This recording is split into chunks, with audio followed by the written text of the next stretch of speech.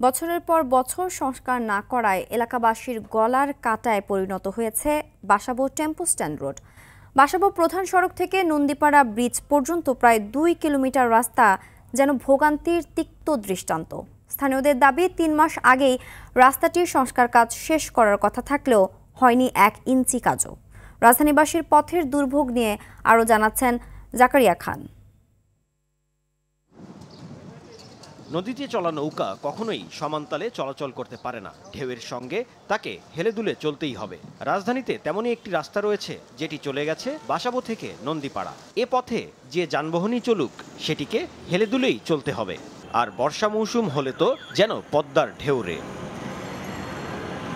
স্থানীয় বাসিন্দারা জানান, প্রায় বছরখানেক সময় ধরেই সড়কের এ হাল। প্রতিদিন এ রাস্তায় শিক্ষার্থী, চাকরিজীবী সহ নানা পেশার মানুষ যাতায়াত করতে গিয়ে প্রায়ই শিকার হন দুর্ঘটনার।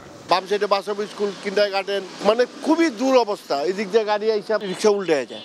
এলাকার ব্যবসায়ীদের দাবি, গত কোরবানির ঈদের 10 দিন আগেই এই রাস্তাটি সংস্কার করে বুঝিয়ে দেওয়ার কথা থাকলেও এখনো হয়নি কোনো কাজ। এই কাজটি কোরবানি ঈদের 10 দিন আগে হ্যান্ডওভার দেওয়ার কথা, এখন পর্যন্ত কাজটি হলো না। আমরা তো ডিম্বি হয়ে গেছি।